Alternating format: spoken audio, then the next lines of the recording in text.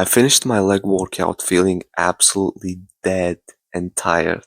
40 minutes before that, I started with squats, moved on to Romanian deadlifts, did some drop sets on the leg extensions and lying leg curls. 1 to 2 sets at a fucking RPE of 10, honestly. Then I woke up the next morning and I was feeling as if like my legs are fucking killed. Honestly, I killed the muscles while training.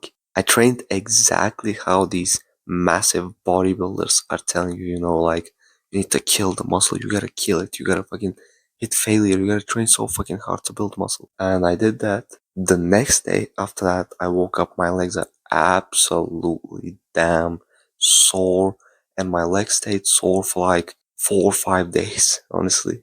It's fucking brutal how hard of a workout I hit in the gym. And I'm making really good progress because of it.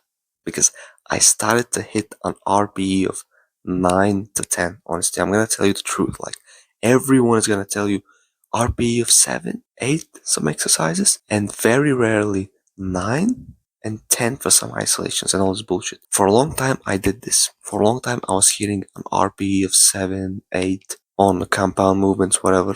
And my physique didn't grow that much because RPE of 7 is good for like beginners. 3 months into the gym, yeah, you're gonna grow no matter what you do. But after you've passed that period and you're no longer a fucking beginner, now you're a novice, you need to up the intensity a little bit, especially if you're an intermediate or advanced. Now we're talking. Now we're talking. Because as I was doing this 7 to 8 RPE shit for months that I learned from Jeff Nippard, my physique stayed the same. Like, of course, I built some muscle, but it was so slow. I was progressively overloading very slow because I wasn't pushing as hard. So I started to prioritize more progressive overload because you can go to the gym and train at an RPE of 7 or 8, which will allow you to do one more rep than the last time. So let's say if you're training at like, I don't know, kids now train at fucking 4 to 6 reps. And let's say you're going to do 2 sets, 4 to 6 reps. You do the first set, say 4 reps, and the second set, last time you did 4, and now you're going to do 5. One more rep. When you train with an RPE of 7 to 8, this is what you do. You do one more rep than the last time. But when you train at a higher RPE, you progressively overload more. You hit failure, so you do not one more rep than the last time, but you do, let's say,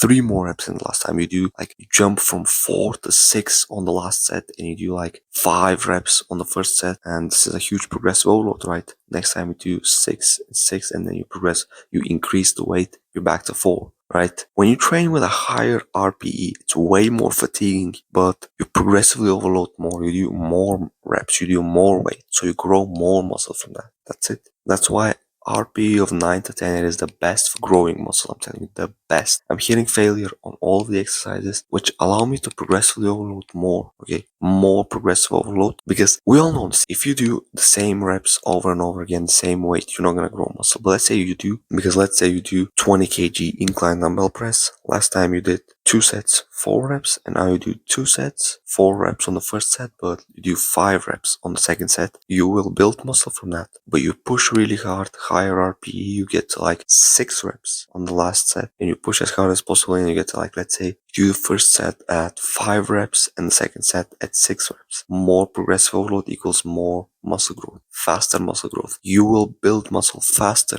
if you do this. And a really good tactic of doing this is having an intra workout meal. I tried. You go to the gym, you do 1-2 exercises, and then you eat some sweeties inside of the gym. You get the sugar boost. This is what helps you train harder, the sugar, the glycogen boost while training. So you have some simple carbs. That's it. That's what I noticed. Higher RPE, more progressive overload equals more muscle growth. So next time you go gym, hit either absolute failure, the point where you can't do any more reps, or you leave just 1 rep in reserve, not more. That's it. And be truthful to yourself, because a lot of people say like, yeah, I'm training at an RPE of 9, but they're actually hitting an RPE of 7. So genuinely leave 1 rep in reserve, and this is the best way to train, I'm telling you. Next time you go to the gym, try this. RPE of 9 to 10, absolute failure on or 1 rep away from failure. You do this for 1 to 3 months, and you will build so much more muscle this way. And make sure you have that intra workout meal while training. The sugars, the glycogen boost really helps you train harder and hit failure